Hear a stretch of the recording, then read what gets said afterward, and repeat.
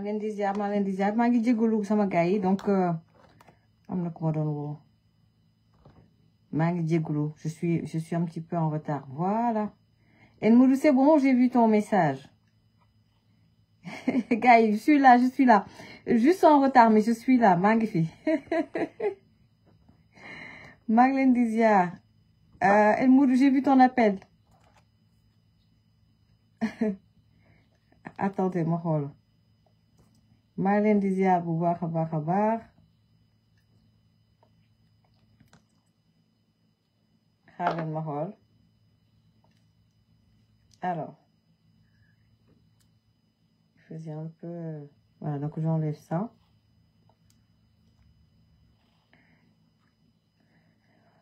ku dugg partager attendez ma xool le live ndax gars yi ñu ngi koy gis ou pas ku dugg partager hein gars yi live bi ne da ngeen ko partager bu baax parce qu'après ok on voit le live c'est bon voilà parce qu'après damay jël benn pause bu ndaw bu tuuti voilà ku dugg partager ok alors quand je fais ça c'est parce que sama gloss bi lay wàññi combat bi 19h là tu peux faire ton live Maguette Seck Max maa ngi lay ziar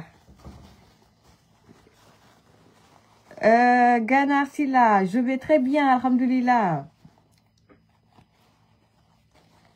Salif Gueye senactu.net aussi regarde bon je connais pas ce site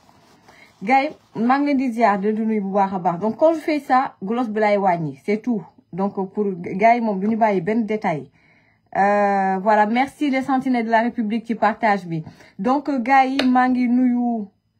les commentaires des Sénégalais maa ngi nuyu Cheikh Diop Idi Gueye Cheikh Cissé qui regarde Jackson Mbaye qui regarde Djibril Sidibé qui regarde Aboussi qui regarde, Awacham, Hamidou Dia, hein, Sophie La Pharaon qui regarde, Awacham qui regarde, Mahar, donc j'attends que Gaï, que Ngenyo et tout. Pape Maguette Wad aussi, ne sont corrects. Vous êtes mazo, ñew len wa ke Sonko ñew len dengen. Jël sen toroxalu dimanche. Awacham donc voilà, donc Manglésiar également. Awacham Torodoka nouvelle responsabilité waa kër Amadou Baye maa ngi leen di nuyu bu baax a baax Aboussi Marianne Seck Ba Seck Max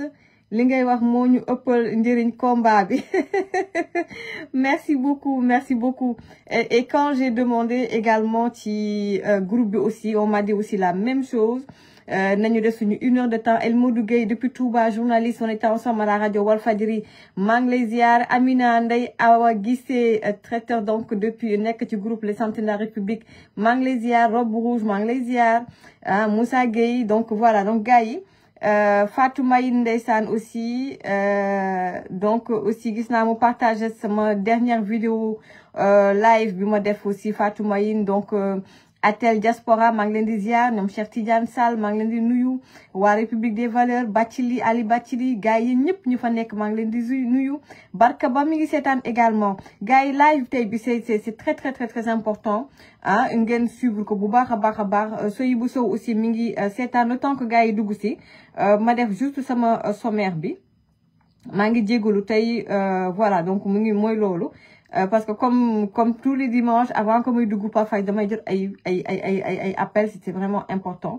donc faut que ma jël ko Omzo le berger maa ngi koy nuyu defe naa aussi mi ngi ci groupe bi les sentinelles de la République Oulimata Ndiaye mi ngi seetaan Moustapha Diop mi ngi seetaan Amadou Ndiaye également maa ngi koy nuyu voilà Omo Mbaye donc gars yi may la ma juste le sommaire donc on va parler bien sûr on va faire donc le débrief donc de ces élections là li may wax nag c'est pas pour convaincre qui que ce soit Lalia Badji aussi maa ngi koy nuyu bu baax a baax donc je vous dis et en même temps ma koy bind également donc donc maa ngi nekk de envoyer message aussi ki nga xam ne moom mooy El Modou Donc, le débrief donc, des élections. Débrief donc des élections. Voilà. Donc, on va parler de la fraude, de la triche. C'est pas pour... nekkul ne damay bëgg a convaincre qui que ce soit. Je vous donne l'information comme ça. Parce que les leaders de l'opposition, kilifa yi nekk ci opposition bi, ils vont pas vous dire ça. Pour de multiples raisons. Mais dina faram fàcce lépp. Ko ngeen gëm ko gars yi waa kër Pastef fi et tout. Wala Sénégalais lambda bi nga xam ne faruñu fenn baax na. Ngeen bañ ko gëm aussi baax na. Mais je vous donne l'info li nga xam ne loolu moom moo am. On va parler également donc la fraude bi am ci élection yi. On va parler également ci Sonko ci boppam également. On va parler aussi, et aussi, ni ko nit ñi di traiter aussi dans les réseaux sociaux, surtout au niveau des activistes également, on va dire la stratégie, bi nga xamante ne c'est une stratégie payante pour lui, pour Sonko. Donc voilà, je vais noter comme ça. Et ce sera vraiment mon avis, hein, et la stratégie, donc, sur les réseaux. Parce que nous, on est tombé dans le piège de Sonko. La stratégie, donc, sur les réseaux sociaux. Voilà. On va parler aussi la fraude, les plus nga xamantene amna ci fraude bi, quoi exactement bayle ma def ko ci kaw. Nim fa démé mom moy mandataire yi nga xamantene ni gisuñu len absent au niveau donc de certains bureaux. Ñenn ñi nga xamné ils ont été corrompus par Sonko. Voilà. Aussi disparition, il n'était pas sur le fichier électoral Sonko. Sonko donc absent du fichier, comme par magie, après la publication donc de Anita Diop, donc absent du fichier, et qui réapparaît comme par enchantement, voilà, qui réapparaît dans le fichier électoral, voilà. Donc aussi, ça, on va en parler. La responsabilité aussi de l'opposition, aussi, on va en parler. On va parler aussi, sama gars yi, Sonko dafa infiltrer yenn coalition yi rawatina waa Sàmm Sa Kàddu. Donc, Sàmm Sa Kàddu infiltré et le sale rôle joué par Déthié Fall dinaa ci ñëw. Dafa am kuma la doon rousser waaye Déthié yaa ma bett. Donc Sàmm Sa Kàddu donc infiltré te Déthié moo feeñ waaye am na keneen ku nekk ca biir ka ca des. Déthié Fall donc infiltré, voilà, donc Sàmm Sa Kàddu donc infiltré plutôt. Le rôle de Déthié Fall, le sale rôle joué par Déthié Fall ak keneen. Et une autre taupe, bon, nga xamantene ni gars yi xam nañ ko mais ba tey ma ngi biir Sàmm Sa Kàddu. Et une autre taupe, voilà. Biir Sàmm Sa Kàddu également, taxawu Ndakaaru également, dafa am ñoo xam ne dañoo xeex ki nga xamantene moom mooy Barthélémy Diaz, on va en parler. Donc,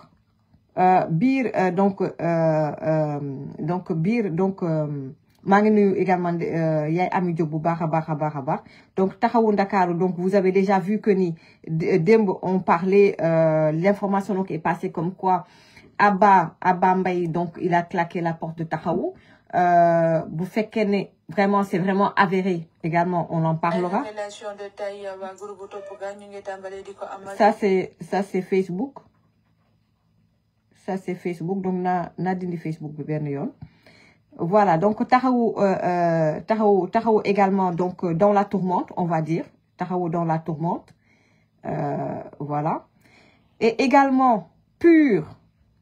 donc parti bi du PUR, le rôle joué par PUR également dans ces élections-là. Donc gars yi nee nañ gisuñu PUR ferme, donc PUR inexistant. Pourquoi? On en parlera également. Donc dinañ ñëw aussi ci. Mais vraiment, les résultats, malgré tous ces problèmes-là, les résultats, man xooluma ay sièges. Donc, premier jour, c'était 130 et quelques sièges pour Ousmane Sonko et le Pastef, une trentaine pour l'opposition. C'était voilà, c'était vraiment choquant. Je l'avoue, c'était choquant. Mais man, résultat, ça c'est le système du raw gaddu. Mais ce qui m'intéresse, man, mon moi, plus d'1,9 million électeurs n'ont voté pour le PASTEF. Donc plus d'1 million 900 donc pour PASTEF. Donc pour PASTEF. Et on a eu plus d'1,6 million pour l'opposition. Pour opposition. Donc, différence ñaata la, une différence de 300 000 voix. Donc, on parle de quel raz-de-marée? Razia, on parle de quel razia? Donc, voilà. Donc, gars yi, comme gannaaw ba ma leen nuyoo di jégalu aussi ci li nga xamantene ni moom mooy donc le retard. Kon ñu daal di tàmbali. Mariba mi ngi seetaan maa ngi koy nuyu Aminata Bellamy maa ngi koy nuyu bu baax a baax Ben Diouf mi ngi seetaan maa ngi koy nuyu aussi bu baax a baax a baax sama gars yi certes on a un combat de lutte bi nga xamante ne ni tout le Sénégal l'attend c'est vrai j'ai hésité pour def ce live là mais c'est le dernier live que je vais faire avant bon je vais me reposer un petit peu donc on va dire ben 3 mois noppaleku voilà donc je reviens après, donc, on va dire, donc en 2025, donc je reviens. Voilà, noppale touti, je vous dirai donc pourquoi. 3 mois, mon noppale ko, parce que nous, on est dans ce combat-là depuis 2021. Depuis 2021, le combat, c'est pas seulement les réseaux sociaux. Le combat, c'est pas seulement les lives. Donc, combat, nous, en tout cas, mais en tout cas, man, de mon côté, même après les lives, nous, nek ci yenen. ñi ngi gëstu ñi ngi xeexu suuf dafa metti te ñi ñi xeexal waa Pastef ils se battent de manière déloyale loolu la Ousmane Sonko xam te loolu la jëfee ci zahir ak ci baatin dinañ dugg ci sa jéem a dugg ci sa famille ba ci sa bërëbu liggéeyukaay pour yàqal la donc lépp luy sa teraanga c'est-à-dire ils veulent te détruire. Et j'y reviendrai, Inch'Allah. Bunti yalla baye, j'aurai une occasion, parce que c'est pas le moment, mais j'aurai une occasion de vous expliquer, man samaka en tout cas, mounek un exemple, ngeen mouna comprendre. Mais bu ngeen ci gisee juste rek exemple bu ndaw rek mooy jamono ji d'autant plus que là il a gagné les élections législatives donc moom jàpp na ne moom moo fal kii di Diomaye également téye na parti bi kenn mënatu koo téye instant bi ni il va tout faire pour détruire parce que c'est quelqu'un qui est très comment dire il va se venger en fait il est très rancunier extrêmement méchant. Voilà, parce que Sonko bi ngeen di gis ni muy wax ni gars yi di ko talal micro muy wax di expliquer ak Sonko bi nga xam ne bu caméra yi fayee du benn wala Sonko bi nga xam ne bu gisee ay nit voilà nu muy réagir ak moom ni mu mel dëggantaan du benn il est extrêmement arrogant imbu de sa personne c'est un homme violent et ku soxor la en fait du baale ki ku soxor la li mu tàmbali avec la presse parce que nous on est dans la presse on est dans les médias donc le moom la xam moom la mën a wax il va continuer à vouloir nous détruire ces journalistes à lui lu ñuy wax moom mooy comme Macky Sall dem na ñenn ñi yenn patron de presse yi ñenn ñi ñu ngi sonn ñu ngi souffrir non ça c'est pas la bonne information. La bonne information est qu'il le fait exprès. Des fois, nous ci bari mu téye seeni compte voilà te seeni compte pour ñu mëna fay impôt ñenn ñi convention yi nga xam ne signé nañ ko ñu war la jox le reliquat amel la xaalis mu téye ko gars yi téye ko amuñu ci droit parce que dañu signé contrat mais il s'en fout des lois il parle de la loi que quand ça l'arrange moom Sonko donc li muy def ni jaay doole la c'est-à-dire t'asphyxier financièrement pour que yenn patron de presse yenn médias yi ñu disparaître parce qu'on le gêne donc mbir mi nekkul ne Macky Sall moo fi nekkoon déedéet parce que l'État nous doit de l'argent balaa mu naan fayal fisc ñoom li ñu amel nañ ñu ko fay ba pare bu ñu ko fayee ñu mën a fay nag lu ñu war a fay ndax xam nañ ko sama genre gi mosuma di jënti aide à la presse ba liste ba génne gisul leen ci sama site internet awma sax temps bi j'ai mes activités ak mbirum Sénégal ñu am na nekk ay patron de presse nekk Sénégal ñooñu dañu am seen organe de presse du matin au soir ils s'occupent que de ça ce qui n'est pas mon cas j'ai pas le temps man je comptais que sur 2 sponsors wax ji que sur 2 sponsors lu ci bari man may xool ci sama xaalis may yónnee da ngay dem ba dañuy bloquer sa compte mais ñoom lan lañ doon wax ay ñun dañuy fay pour mun ñu décrédibiliser loolu xeetu méchanceté la et je sais que ni tey la waa la gën a ay et il va continuer à le faire on est prêt on fera face on va se battre man ma am ou pas ma am ñu may liggéey ou pas man kese liggéey bi job bi je peux le faire lu ñu war a def man kese je peux le faire et on est plus déterminé tey que démb ak barki démb mais je vais aller me reposer m'occuper de certaines choses et surtout man quand je fais un truc et que quelque chose et que ça fonctionne parce que au niveau des lives ma fàttali leen gars yi balaa ñu dugg ci këru wax ji ci xolu wax ji au niveau des lives je suis la première femme journaliste reporter femme de médias la première qui est sur les réseaux sociaux di def live la première ñu doon def live yëpp tàmbali def live yëpp ñu ci bari duñu ay journalistes wala c'est pas des hommes ou des femmes de médias soit ñu ngi ci politique bi ay politiciens lañu ou bien des Sénégalais lambda de la diaspora fii lañ ko tàmbali les lives sur les réseaux sociaux sur Facebook je suis la première au Sénégal première femme de médias journaliste bu jël bàyyi télévision bàyyi les médias donc truc me focaliser sur les lives sur les réseaux sociaux gëm les réseaux sociaux et je le fais depuis 2016 kon tey si les gens me suivent sama mérite la di ko def nag ak liñ ma formé j'ai été la première fille à prendre les hommes politiques les autorités sénégalaises ak des hommes politiques d'envergure je suis la seule et la première plutôt nekk ci réseaux sociaux yi di traiter information ci ay live de manière journalistique def ay contenu de manière journalistique et di jël des hommes politiques dans mes lives ñu ci bari nanguñu woon ñëw ci réseaux sociaux yi jamonoy Assane Diouf par exemple ndax saaga yi ak yu demee noonu commentaires yi mais j'arrivais à les mettre à l'aise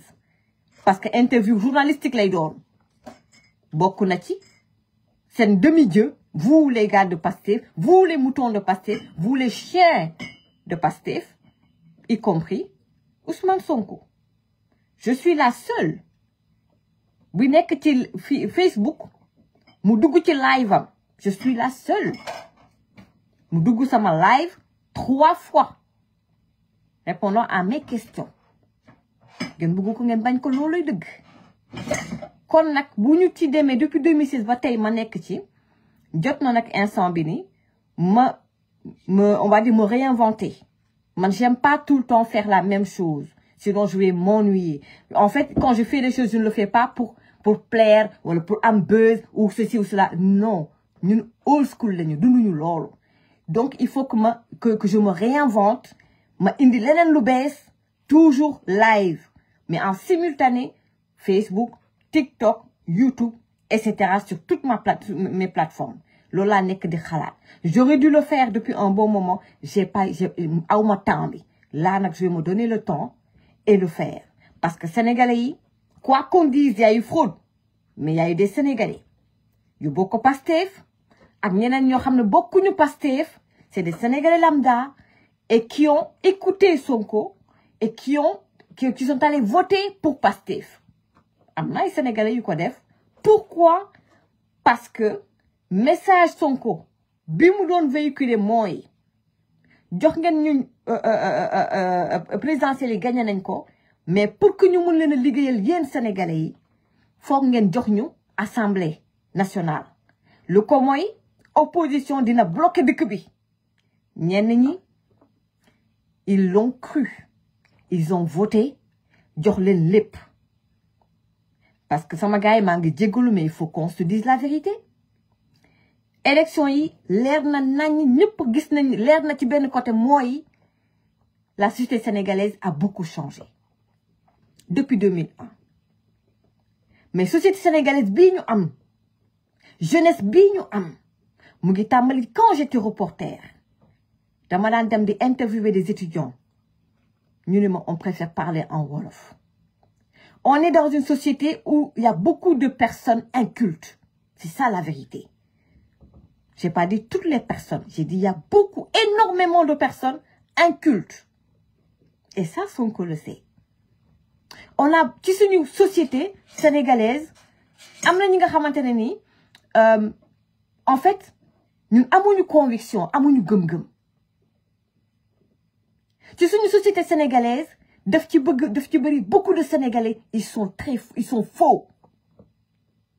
Liñ lay wax ak li ñuy def du benn. C'est ça la société sénégalaise. Ñu nangu ko. Il y a des personnes de valeur. Il y a des personnes qui ont des vertus. Mais il y a énormément de nos compatriotes qui n'ont pas de valeur, qui n'ont aucune conviction. Ils ne regardent que leurs propres intérêts. Ça, l'opposition doit faire avec. Ça, ñun ñii di xeex, on doit faire avec.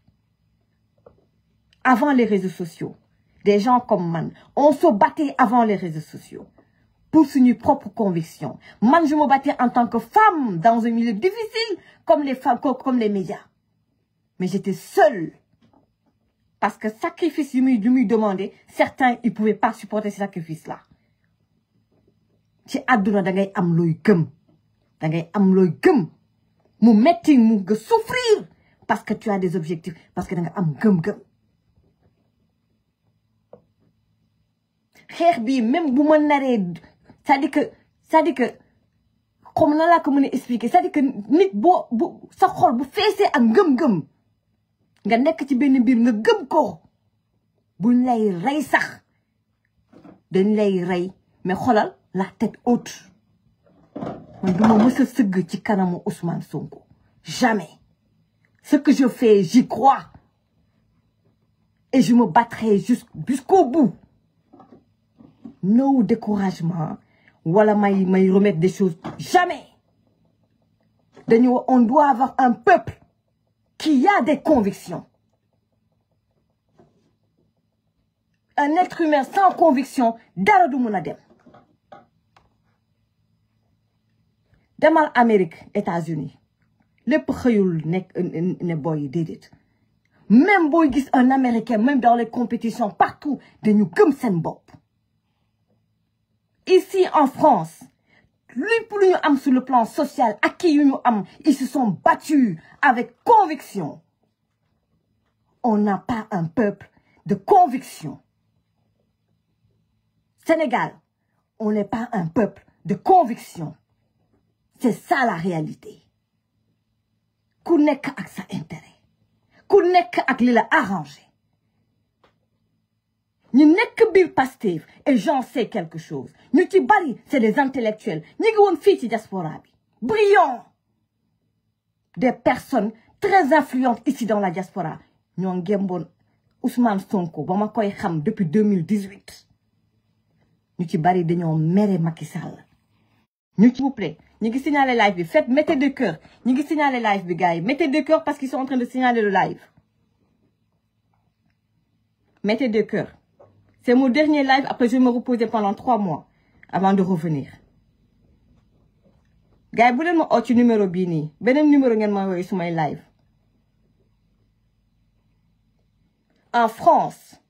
tous les acquis qu'ils ont eu ici, dañu ko reyante. Les gilets jaunes, des gens ont perdu seeni bët. Ñenn ñi leneen ak leneen lañu perdre.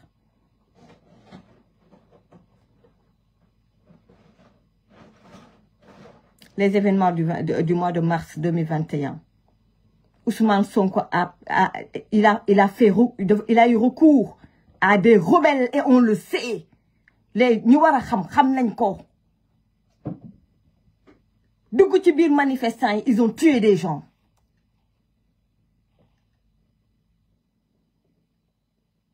Gars, est-ce que vous voyez le live? Parce que am na ñu bari nee nañ ils voient pas le live. Mettez-moi oui si vraiment vous me voyez ou pas. Ñu bari nee nañ ils ne voient pas le live. partagez leen ko également ci panel yi gars yi nee nañ gisuñu live bi ñi doon génn certains Sénégalais yi doon génn des jeunes ñi nga xamante ne ni comme je vous l'ai dit am na jeunes yi nga xamante ne dañu neex a yóbbaale ils sont jeunes maturité bi des na këf leen dafa gaaw mu am lu mu dugal ci seen biir bopp gëmloo na affaire Adji Sarr bi c'est un complot gëmloo leen un projet waaye bañ demee ba ci biir en 2023 bañ ko tëjee kenn génnul. On a fait un excellent travail de sensibilisation. Donc, je reviens sur un peuple bu war a am ay convictions dans la vie. Ñun amuñu peuple boobu. Je vous donne un exemple. Ci élection yi am na ñu nga xamante ne dañoo xëy pourtant dañu feebar de mais dañoo jongeti dem voter nee na dañuy voter Ousmane Sonko parce que ay fans lañu. ba ñu voter ba pare ba mu gagné dañoo xëy di fëgg ay nit. Pour ñu may leen xaalis pour lu ñu dépenser. C'est quoi ça, ce peuple-là?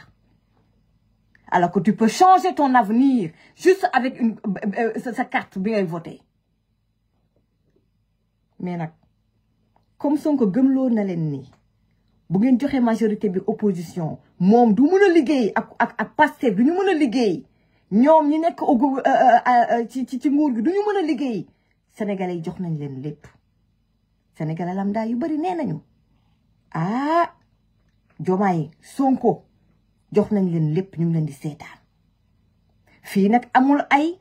mënuñu fexe ba doxal ndaxte Macky yàq na dëkk bi ndax ñi mu àndaloon lekk nañu déedéet ku lekk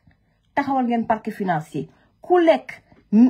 convoqué leen ko ndax xam ngeen na lekk na moom du moo tax ngeen koy wax kon convoqué leen ko yóbbu ko ci yoon mu gokki la mu lekk. ndax côté boobu tamit d'accord naa ci nguuru Macky Sall il était très mal entouré ba ma jógee Sénégal en 2014 ba ma ñëwee tamal sama live yi j'attaquais le régime de Macky Sall ndax li ma gisoon Sénégal te ñooñu ko tous ces rapaces là ils l'ont trahi am na ñi nga xam ne ils ont détourné c'est la vérité ils ont fait beaucoup de mal aux Sénégalais et au Sénégal kon ñooñu bu yeboo ñu rëkk seen ndigg waaye nag Sonko buum la teree liggéey sénégalais yaa ngi ubbi seeni bët di xaar nga liggéey résultat by force ma jox leen ni mu demee élection yi ba pare ma door a joxe sama xalaat pour 2029 ndax opposition bi ni mu nelawee nii bu continuer nii 2029 ak tout ce que lu bonte xew fii Abdoulaye Wade jaar na fi ku nekk jaar na fi dëkk bi dafa Macky jaar na fi 2019 ñu ñëw joxaat ko encore deuxième mandat lu ne mën na fi xew faut pas dormir sur vos lauriers en vous disant que c'est des incapables c'est des incompétents dëkk bi dina metti bu ko defee 2029 ñu gagné déedéet Ousmane Sonko ci élection législative yi j'ai alerté ici samay live ne leen opposition fàttali leen fépp parce que je le connais le gars bu demee fii ba kanam la ci teg ci élection législative yi te il jouait gros c'est pas un suicidaire Sonko fii laa leen ko waxee opposition bi dafa am côté yoo xam ne da ngeen nelaw c'est la vérité Ousmane Sonko ku bëgg a xeex ak moom da ngay dugg xeex ak moom ci maayin ndax il est très rusé il a une capacité de survie extraordinaire comme man mais la différence ak moom mooy moom il peut tuer pour mun a am li mu bëgg jaral na ko lu ne bu ngeen xamul loolu ci Sonko du ngeen masa am ndam ci moom te il va vous le faire à l'envers tout le temps Ousmane Sonko bu ñu demee 2029 na dëkk bi tàkk bu buggee gagner day gagner par la ruse par la manipulation ay stratagème des complots jaxase diviser pour régner ba jël ndam li ngeen ne kii fan la jaar fii laa doon toog ni leen même sans les lives di woote maa seetaan benn jàkkaarloo benn élément Pastef di wax daan ne DER invité waat ma fi après le 17 novembre ñun ñii dañ leen di gagné ba toog seen kaw parce qu'ils avaient bien préparé la chose. Pastef am nañu 2 mois nëbbatu di préparer li ñu am nii ils l'ont préparé minutieusement jël seen temps avec stratégie. Opposition bi da ngeen nelaw xamoon nañ dañu jëm ci élection anticipée législative ñu nëbb leen ko ñoom ñuy préparé wu. ma ñëw ci fraude bi kon ñuy préparé wu di ko préparé calmement te lii may wax nii nag dama xam sénégalais ak ci mauvaise foi wu de certaines personnes rawatina waa Pastef dañ naan waaw ndeysaan c'est de mauvais perdants keex lu ngeen bëgg Ousmane Sonko félicitations tak doo ko am ci man. Tu n'as pas mon respect parce que tu ne le mérites pas. Tu es un petit type. Tricher ak manigancer manipuler pour am li nga bëgg loolu mérite amu fa. man nit amal des milliards nekkal ma ne xoolal dîne avec Trump gisuma ko parce que nit ki looy am faut le mériter. nit ki loo am te mérité wula ko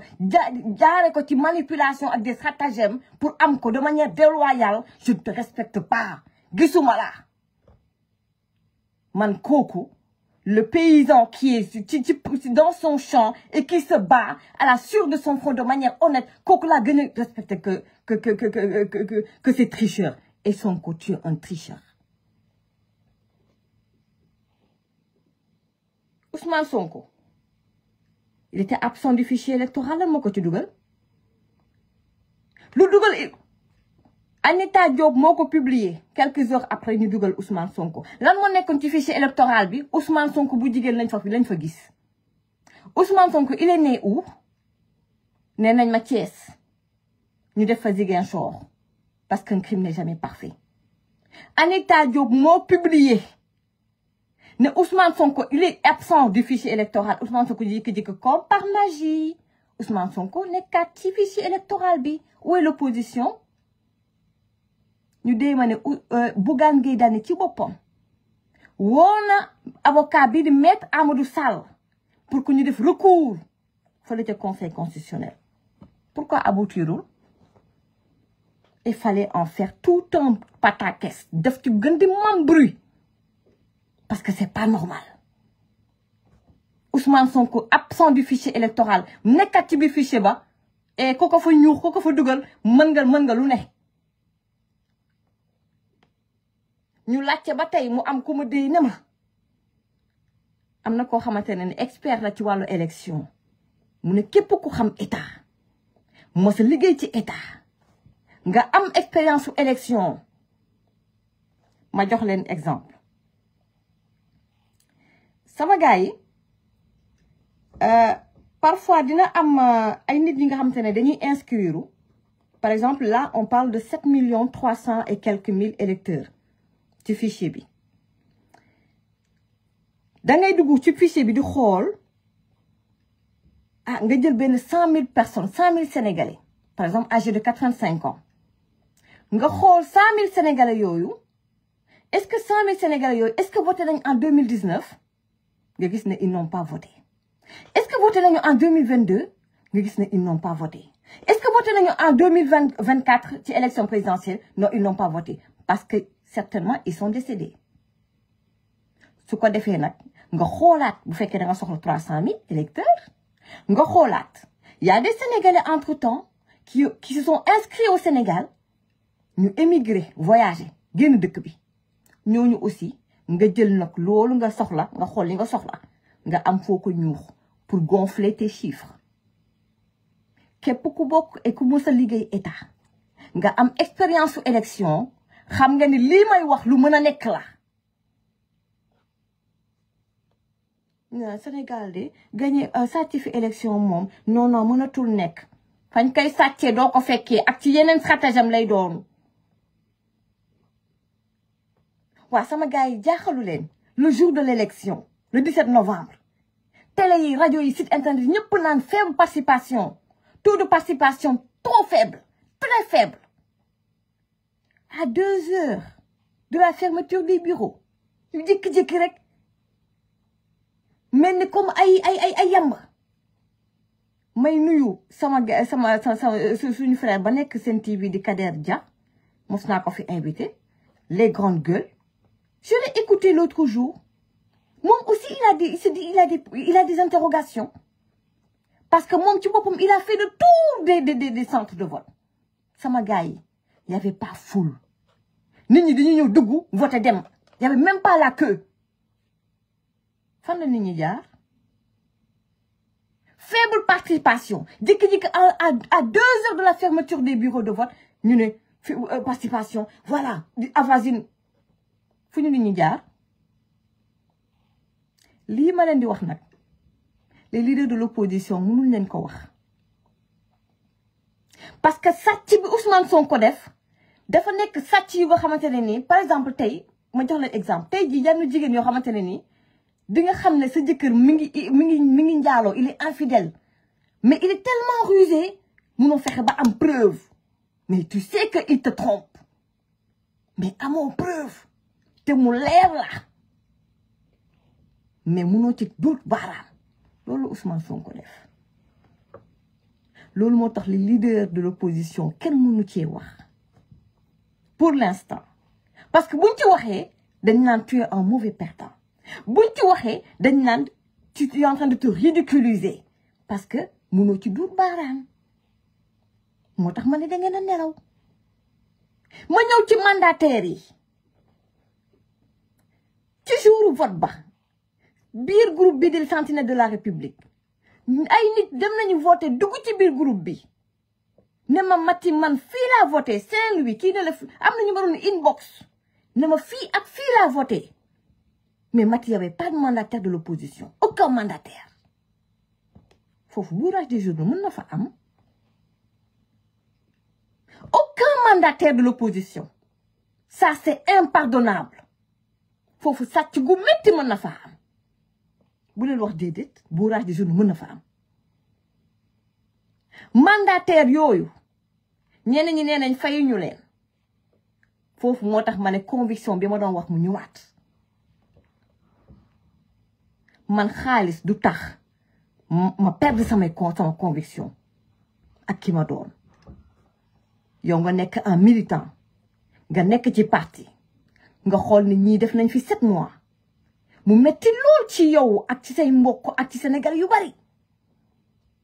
nga ne buñ la joxul yow per diem doo dem siéger joxuñ la xaalis nga fay sa téléphone toog sa kër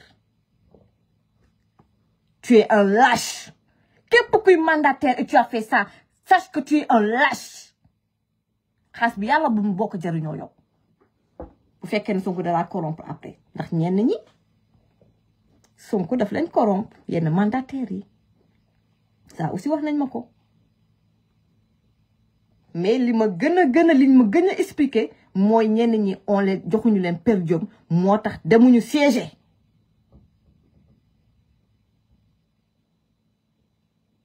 loolu aussi responsabilité opposition la les leaders d'opposition est-ce que ñenn ñi je pense à Karim ak Macky Sall je sais que am na lu ñu génne mais est-ce que génne ñu suffisamment d'argent c'est une question que je pose fu mel ni Touba ñoom waa Pastef Ousmane Sonko dafa xool nag ay points parce que Ziguinchor tey c'est tout à fait normal c'est sa base foofu sa jarul sàcc jarul bourrage des urnes domaine am la base am la amul problème foofu dafa jéem lenn ndax xam na ne foofu dafay am nice lu mu bëgg da koy am mais ay Dakar ak Touba seen bakkan lañ ci teg ma ñëw Dakar sàmm sa kàddu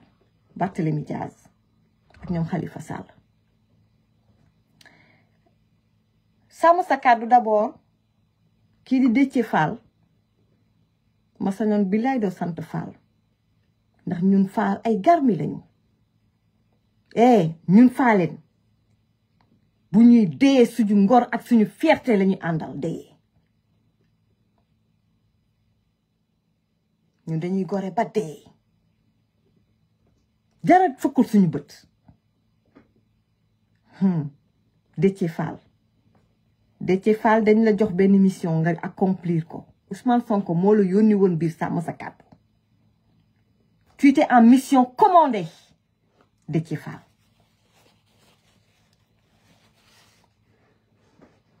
Déthié était en mission commandée il a fait le sale boulot pour Ousmane Sonko biir sàmm sa kàddu looluy dëgg peut-être pour un poste ministériel ou benn nomination quoi ana conviction ak sa parcours yow Déthié Fall fi nga jaar réew mi et tout Déthié Fall yow ba nga demee Ousmane Sonko daaw ma ci woon wax ndax Déthié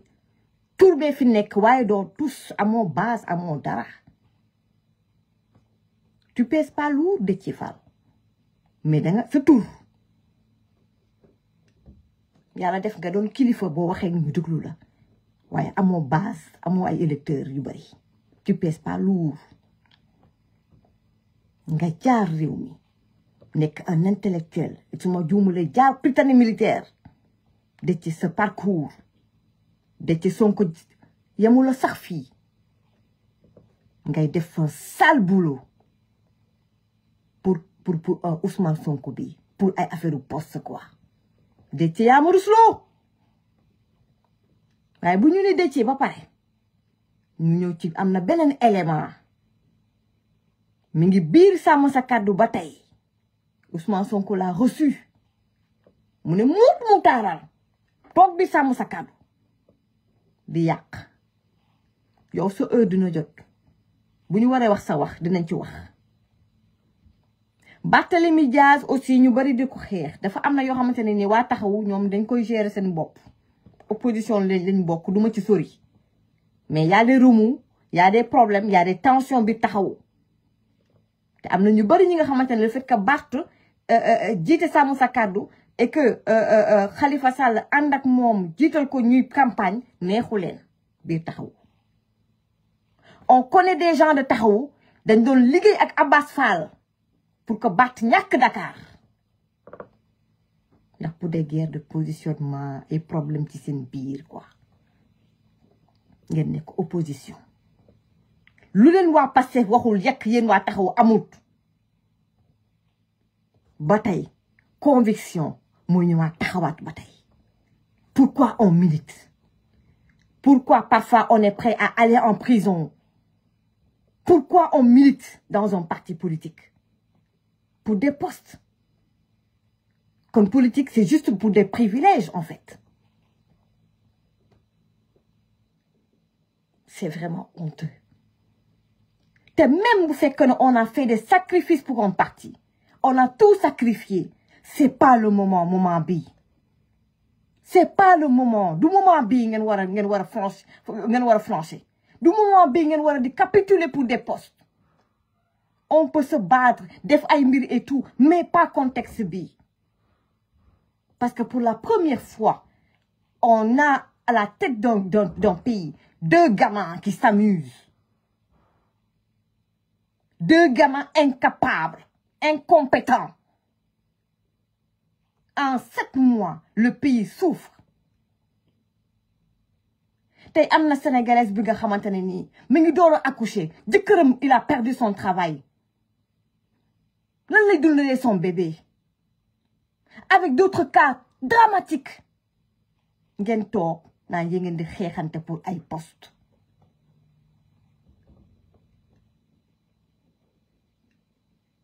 PUR également sentiruñu leen ci campagne bi PUR sentiruñu leen ci campagne bi apparemment il y a des aussi tensions biir PUR on y reviendra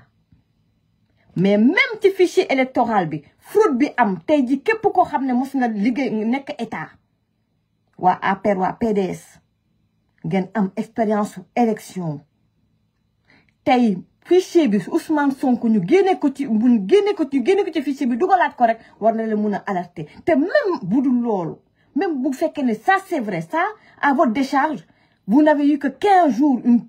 quinzaine de jours pour vous préparer alors que ñoom Pastef ils avaient 2 mois c'est la vérité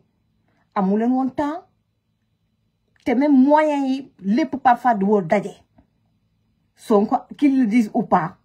il a utilisé les moyens de l'État parce que c'était écrit AD. On sait, nous, qu'il y a eu des sondages et que bon, ils ont sondage, il a paniqué, nous devons dire ay maire. Tu vois, Benno Bokk Yaakaar, tu vois, on va dire plutôt, parce qu'il paniquait. Et son plan a marché. Parce que maire yoyu dem rejoindre ko. Yenn maire yi dañuy dem avec des militants alimentaires. Tay ñu melni aji Mbergane. Xamna né mom amatul chance nek député. Limu amone dotul am, ce sera la période des vaches maigres. Bu ko Sonko tégalé 50 millions, dik ko 50 millions mu dem. À la conviction. C'est le peuple sénégalais qui trinque. Man ñu bëri mané Maty bayil ni li ngay def ni bayil live yi vis ta vie. On a un peuple qui est comme ça. Dara du mos a changer. Never give up. Never give up. Lu ma gëm mom lay gëm. Mais nak je vais le faire maintenant avec intelligence, beaucoup plus d'intelligence, c'est-à-dire avec beaucoup amna yeneen ñi nga xamantene bu mo né bëre di ngeen xam lu may fu may waxé. Mais on nous a sacrifiés, nous. Nous, ni doon xeex ak Sénégal, on nous a sacrifiés. Ma fàttali ne ba ñu téye Ousmane Sonko. Ba muy comment ak dina mu ngi grève de la faim. Boobu on avait gagné le combat. Il était en prison. Dëkk bi na tekk ci am jàmm. Ñu génnee leen. Alors qu'il y avait rien là, il se passait rien du tout. Nous avons fait une élection nice, nous avons fait Amadou Ba gagné, wala kenen gagné, Karim Wade, wala kenen gagné, ko xam état. Mais déedéet, pour des guéguerres, mais de gaminerie, parce que pour moi c'est des gamineries, des guéguerres entre leaders politiques, nous avons yobé li yépp. Nous avons taillé. Nous avons sacrifié. On va continuer à se battre. Ak lu mënti am, on va continuer à se battre. Te lu ma gëna dopé instant, lu ma gëna jox courage moy malgré la fraude, malgré la division qu'a créé Sonko, malgré l'égoïsme de certains leaders politiques, de certains responsables politiques, malgré tout cela, malgré la corruption, sama gaay, Pastef a eu 1,9 million et quelques. L'opposition a eu 1,6 million et quelques. 300 000 voix de différence. Bariwul. Gisuma fi razia ni rad mare. Xana kay système bi raw gaddu. Lolo len may plus de 130 et quelques députés contre juste une trentaine pour l'opposition. Mais bu ñu xol les chiffres, man fofu la ko bloqué. 1,9 million et quelques, 1,6 million et quelques. Et Pastef a régressé au niveau des votants. De ces votants, de ces électeurs. Présidentiel ñaata lañu amone, ils ont perdu presque 400 000 voix. Wow, présidentiel bokkul ak élection législative, foutaise. Par rapport à contexte bi. Deug la présidentiel mënul niro ak législative, mais le contexte pour Ousmane Sonko, c'est une présidentielle, on va dire deuxième tour présidentiel bi weesu la. Ndax mënu won bokk bële ñoko ko xañ. Mënu won bokk 2024 mars 2024 mu tek fa Diomaye. Kon législative c'était comme une présidentielle pour Ousmane Sonko. Kon di votel Diomaye tay, comme sen yalla bu ndaw mo taxaw war ngeen ko mënal voter. Lu tax génnu leen ngeen voter ko mu am plus que mu amone ci présidentiel. Dëkk bay metti. Et les choses commencent nak xolal. Fii nak la xeex bi nar a neexee. Fii la xeex bi nar a neexee. En tout cas les gars yi nee nañ ma ku mel ni ñoom Bougane nee nañ ma nag le vrai combat commence. Fii la combat bi door a tàmbali. Fii nag la ñuy commencer nag di xeex. En 7 mois vous avez perdu 400 000 voix yéen waa Pastef. Gisuñu fi razia. Xanaa seeni journaliste. Même la presse étrangère correspondant yi nekk Dakar faites attention. Am na ci benn télévision internationale boo xamante ne ni caméramanam on a travaillé ensemble. Muy liggéey ak ñoom caméraman bi c'est un Pastef.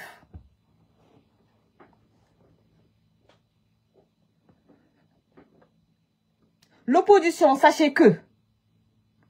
yéen ngeen di xeex contre ñi fi nekk ces nouveaux dirigeants et contre la presse sénégalaise parce que les 90% de la presse sénégalaise c'est des confrères et des consoeurs corrompus à la solde de Ousmane Sonko te dina gën a leer li ci kanam rawuli bët et il faut faire avec ma terminer sama gars yi damay daal di jël sama confrère bi en 5 minutes ñëw ci Touba ma ñëw ci Touba ak l'affaire Cheikh Oumar Diagne ak Touba nam fa demee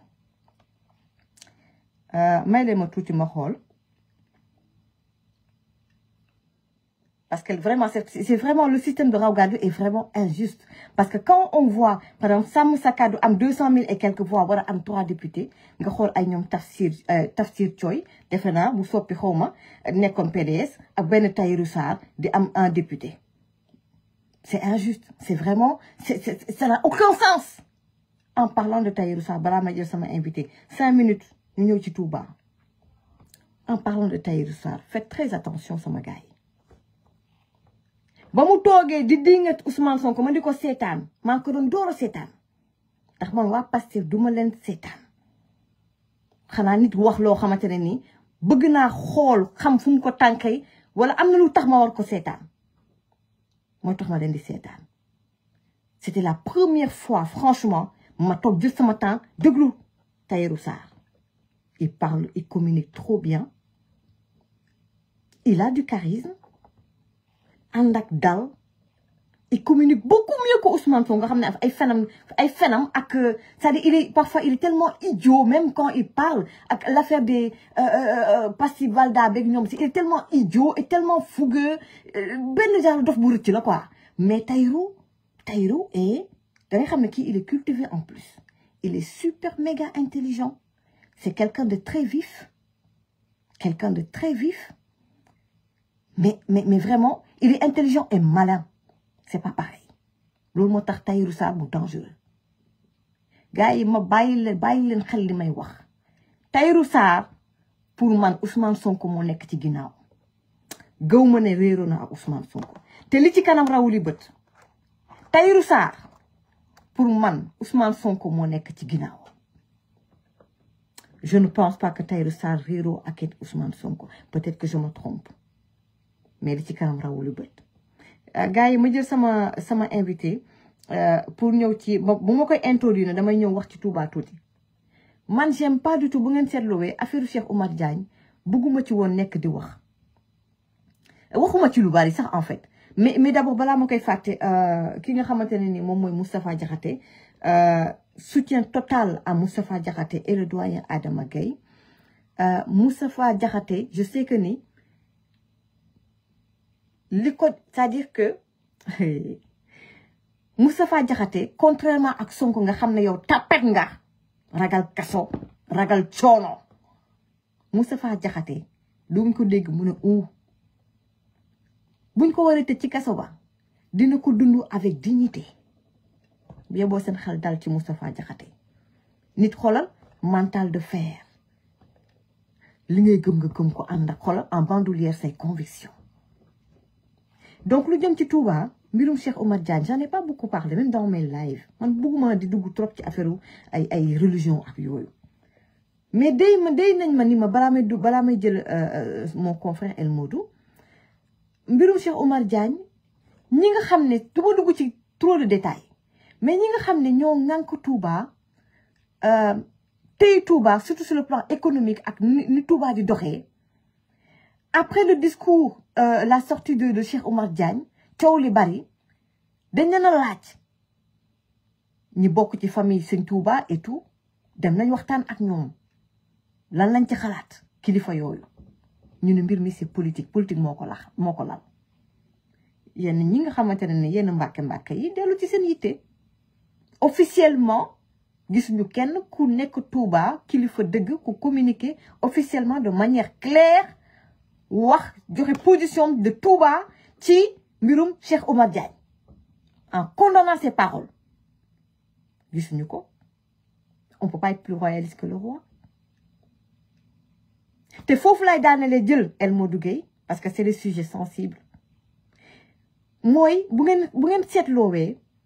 ay ñoom Akhenaton ak yeneen nit yi ñoo fi tàmbali woon di nget sëñ Touba mu am ñi live di wax lu ñaaw ci sëñ Touba yoo xamante ne doo ko mën sax teg di ko dëgtal askan wi bëgg a xotti war ma kilifa yi waa Touba ak waa Tiwaawan ak ñaseen yi Kaolack parce que li ñu bëggoon moom mooy mythe bi Touba am ñu kase ce mythe là parce que dëkk bi bu yëngatoo ñun notre différence avec Mali Burkina Faso ak yeneen dëkk yi Côte d'Ivoire mooy suñu kilifa yi bu ñu waxee ñëpp déglu leen mooy pouvoir bu kilifa yi am Touba Tiwaawan ak Kaolack pouvoir bi ñu am événement 21 mars bi firndeel na ko xam nañ ne le socle du Sénégal li téye Sénégal ba mel ni yeneen pays africains yi fi yenn révolution yi mënu fi am suñu kilifa diine yi moo tax bu ñu nee bàyyil dañuy bàyyi mais influence boobu ak pouvoir boobu ak mythe boobu bëgg nañ ko kase worma boobu bëgg nañ ko kase et j'ai peur qu'ils y arrivent te lii dinañ ko waxaat lii bu continuer nii le pouvoir et on va dire l'influence de ces chefs religieux de ces familles religieuses et day effrité wu lu leer laa leen wax nañ toog di seetaan ma jël El Modou Gueye 5 minutes parce qu'il y a le combat.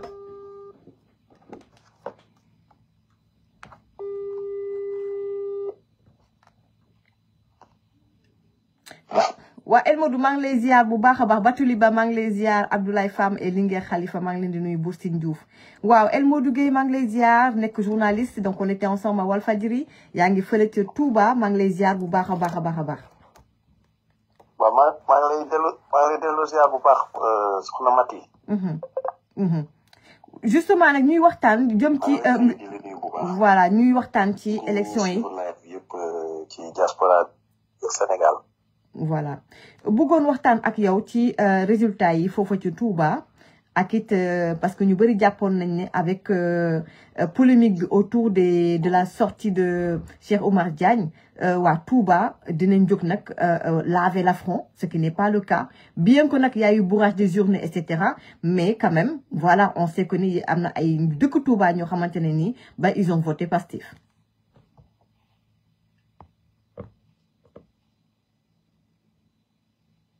Allô El Modou dafa mel ni on a un petit souci donc mel ni on a un petit souci il nous entend pas bàyyi leen ma jëlaat ko on termine avec lui hein.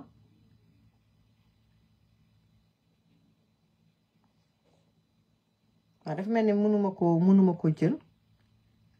waaw dafa mel ni mënuñu ko jël c'est un peu voilà donc on n'arrive pas à l'avoir au téléphone on n'arrive pas à l'avoir au téléphone waaw El Modou nag j'arrive pas à t'avoir donc au téléphone xaaral ma xool est-ce que mën naa ko directement donc El Modou xaaral ma xool est-ce que mën naa la jël directement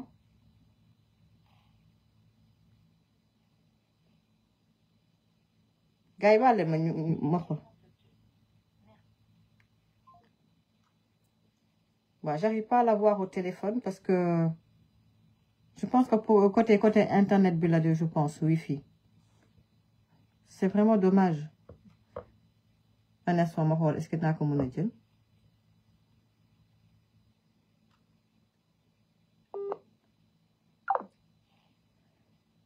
ah c'est vraiment dommage ma ne ko c'est vraiment dommage côté internet bi la en fait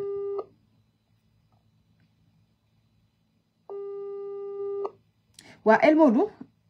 allo waa internet waa réseau bi la ma bàyyi la nga dugg rapidement rek ci waxtaan balaa muy coupé waat waaw ma dugg rapidement pour résumer waaw l'affaire Cheikh Oumar Diagne man xamoon naa ni du mën a prospérer fii à Touba ndax lan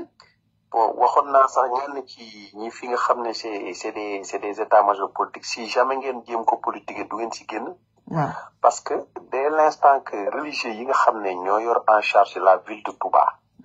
kenn mosu leen dégg une cuité personnelle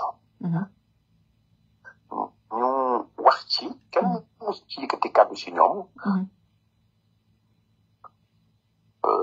wax ci de façon officielle fils direct de Sëñ Tuubaa yoo xam ne ca début ba ils s'étaient réunis en collectif il est que bon en fait ñi nga xam ne ñoo yor en charge la vie de Touba présentement kenn waxu ci jot nañu ay information comme quoi ñoom mbiru politique lañ ko jàppe woon moo tax ils n'ont pas voulu se prononcer sur ça depuis lors nag l'affaire s'est effritée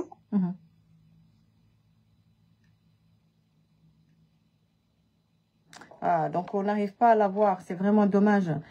C'est vraiment dommage. On a mon audio rapidement, bala may jeexala, defal mon audio. Donc voilà, on n'arrive pas, donc c'est un problème donc d'internet et tout. Donc donc voilà, c'est un peu internet, donc c'est vraiment dommage. Mais en fait, voilà, la quintessence de ce qu'il veut dire, comme nous m'avons expliqué, au niveau donc de Touba, ñi nga xamné ñom ñoo ngank Touba. Mënuma nak dugg xóotal trop mais je pense que xel jëriñu lu dul xalaat kilifa yi yenn kilifa yi ñi ngank Touba dañu jàpp ne mbir mi politique moo ko lal donc voilà ñoom duñ ci addu et que c'est mbirum politique là quoi donc ñoom ñu jàppee ko noonu donc ce qui fait que ni militant enfin on va dire talibé yi aussi donc ñu jàppee ne comme kilifa yi waxuñu ci mbir mi politique la donc ñoom it ñu jàppee ko noonu donc ba élection bi jotee ba ñu daal di dem daal di voter ki nga xam ne moom moo leen doy moom mooy Ousmane Sonko donc c'est vraiment dommage mu may defaral benn audio ma dégtal leen audio bi balaa ñuy donc tàggatoo sama gars yi donc ma bàyyi ko mu def audio bi rapidement sinon vous l'aurez également ci suñu site internet Diaspora bi TV donc maa ngi leen di remercier donc Mengue Ndiaye de connu bu baax a baax Batulide également elle regarde c'est la femme de donc de Xuman donc may nuyu Xuman bu baax a baax vraiment depuis jamonoy Walfadjri on a travaillé ensemble l'artiste Xuman donc léegi mu nekk aussi je pense producteur aussi vraiment di ko féliciter pour son parcours on a travaillé ensemble également à la 2STV donc du nuyu bu baax a baax ki nga xam te ne moom mooy Xuman ak it Batuliba di ko nuyu bu baax a baax gars yi jàmm ak jàmm donc je vais me reposer donc 3 mois nekk ci sama yeneen activité et puis aussi me renouveler donc un petit peu donc live yi aussi donc ma mun a xool yan format laa koy def également ñëwaat aussi ci mbirum diaspora aussi donc jegawaat comme ni ma daan defee également diaspora waxaat on sera toujours très politique on parlera également de la politique également des émissions aussi sur la politique mais on a besoin d'un peu de recul bàyyi Sénégalais yi ak it aussi Ousmane Sonko parce que c'est lui qui dirige en réalité l'autre c'est une marionnette en fait c'est voilà donc c'est mooy loolu donc Diomaye moom mooy loolu donc qui dirige là c'est Sonko alias Balthazar wala ba tey Sonko Iblis Balthazar donc c'est lui qui dirige ce pays là te fu nekk ni xam naa mi ngi xoggaleku fu nekk ni moom kenn du ko mën a titayee donc ñu bàyyi ko ak sénégalais rek déglu leen ba xam teetaan leen ba xam fan la wànnent di mujjee ak it gëtëm kon nag gars yi maa ngi leen di gërëm di leen di sant bu baax a baax il m'a fait l'audio j'espère qu'on aura donc l'occasion aussi d'écouter donc l'audio voilà donc Dia Creation c'est l'acier maa ngi lay ziar bu baax a baax pour que qu'on fasse passer donc le vocal on a un petit souci avec internet donc xaar leen tuuti ñu xool pour mun leen ko dégtal la voilà. bon xam naa dama lay expliquer rek wax naa que ne bon c'était vraiment pas c'était prévisible parce que ñi jiite Touba ñoom engagé wuñu woon ci xeex bi wax nga ko sànq on peut pas être plus royaliste que le roi donc li nga xam ne moom moo am. ñëpp gis nañ que ne ñi ci engagé woon dañoo jàpp ne ci côté politique lañ ci doon waxee étant donné que nag ñëpp dañoo demoon ba jàpp ne mbir yi yëfu politique la donc ils ont tout simplement demandé à ce que véritablement ñoom ñu ci bëri duñu bàyyi xeex bi xeexatuñ ci ñenn ñi sax xamoon nañ ne l'affaire Omar Diagne ne va pas prospérer parce que Touba dafa am ñu ko jiite ñooñu nag bu ñu yëkkatiwul seen kàddu dénoncé donc ñeneen ñi buñ ko defee aussi impact bi mu war a am déjà du am parce que ñëpp dañu jàppoon ne ñi ko jiite notamment Modou Bara Dolly ci politique la ñuy yëngu donc dafa am benn dose politique bu ci nekk loolu moo tax affaire bi porté wut ses fruits loolu kese la leneen li ci des aussi mooy l'influence de Touba aussi gis nañ ne progressivement sur le plan politique mi ngi wàññeeku parce que tout simplement Touba képp koo xam ne da nga daan démarrer campagne fi nga ko daan démarrer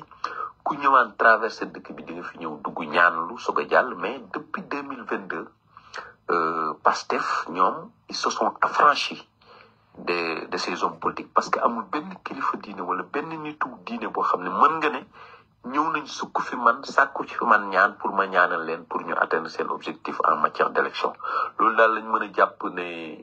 kon am na benn donne boo xam ne mi ngi changé peut-être prochainement dañ ci dellu si gën ko xóotal mais li ñuy wax daal mooy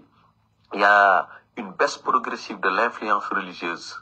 de Touba bien que le spirituel moom mi ngi fi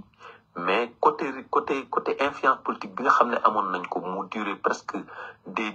décennies loolu moom mi ngi effrité wu de plus en plus l'affaire Cheikh Omar Diagne moom kooku moom